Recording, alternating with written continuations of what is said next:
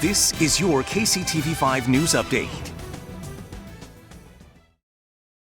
Election Day 2020 is here and voting is happening right now across the country. Today, Kansas City voters in Jackson County are flocking to Arrowhead Stadium to cast their ballots there for the first time ever. Now, voters at one Missouri polling place were greeted by graffiti, encouraging them not to vote. Early this morning, vandals spray painted the message outside the World War I museum. It said, "Don't vote, fight for the revolution."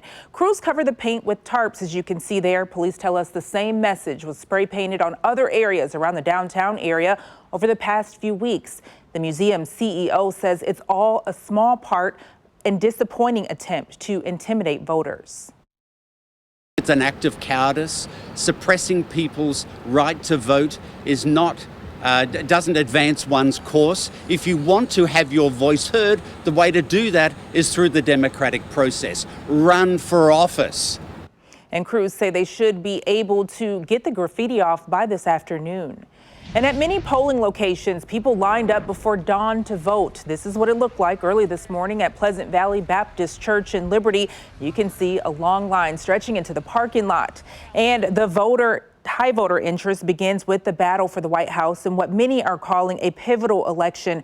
President Trump returned to the White House late last night after holding 5 rallies in 4 battleground states. Joe Biden went to Scranton, Pennsylvania, and visited his childhood home. Both candidates voiced confidence in the results.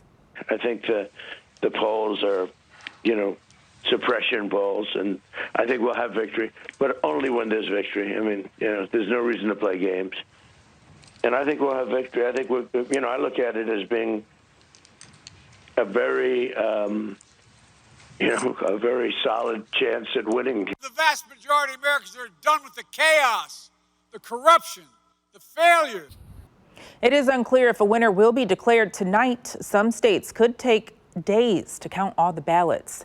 The big race in Kansas is for U.S. Senate to replace retiring Pat Roberts. The race between Barbara Bollier and Roger Marshall is the most expensive in state history. Polls show it could be a tight race, too.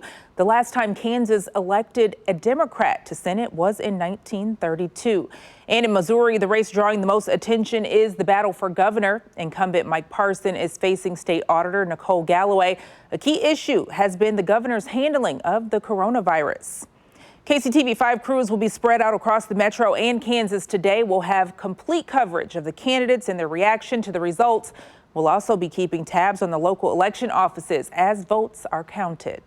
If you haven't had a chance to step out just yet, now's the perfect time, Brett. It is a beautiful afternoon already. Yeah, Mother Nature really cooperating on this election day. We've had other election days where it's rained and we've even had snow, but not this year. Temperatures will be in the 70s this afternoon. In fact, I think around 4 o'clock with a south wind at 11 miles an hour, we'll have a temperature at 76 degrees. And as the polls close at 7 p.m., it's still comfortable at 65. So for some reason, if you get in line late and you're in line, as long as you're in line when the polls close, you can still vote. So you could still be there till about 8 p.m. and the temperature around 62 degrees with a south wind. Storm Track 5 live power Doppler. It's a clear sweep across the southern portion of the viewing area. Up here to the northwest earlier today, we had a little bit of fog, but it looks like that's dissipated. So it is clear skies all the way out into central Kansas. High pressure still off the east coast, dominating our forecast.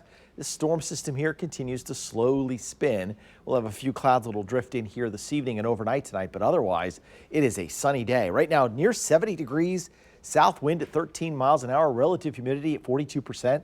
Check out these daytime highs. 76 at 4 o'clock. That's 16 degrees above the average high. Marshall makes it up to 70. Lawrence up to 75. Ottawa also up to 75 degrees.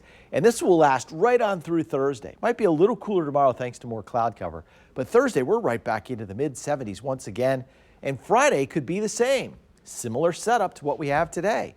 High pressure inches closer to the eastern seaboard. It continues to send us southerly winds. Saturday, a few clouds drift by. The storm system starts to take shape out here in the Intermountain West Saturday evening. That will move toward the Canadian border and drag a cold front our direction. So Sunday afternoon at about 2 o'clock as the Chiefs are playing, there's a chance that we could see a few showers, but they'll move by and increase Sunday night into Monday morning. The better chance of rain here is Monday. Colder air comes in on the back side of this, and so there could be a period of maybe freezing rain or a mix of sleet or something of that nature Tuesday morning into early Tuesday afternoon. That is something that we'll track. Hurricane Eta, what a story here. This is a major category 4 storm moving into Nicaragua and Honduras. It moves back out into the open waters of the Gulf of Mexico and may move near the Cayman Islands by Friday or Saturday, and it could impact the United States in the middle part of next week, so something to watch. Security Bank 7-day forecast. These are off a little bit. I thought I switched them, but I didn't. 76 today, 71 tomorrow, then 75 Thursday, Friday. And as we head toward next Monday, there is a 30% chance of rain. Chiefs, of course, play on Sunday. Turn to KCTV5 News for the latest all day. This is your personalized update because KCTV5 News stands for you.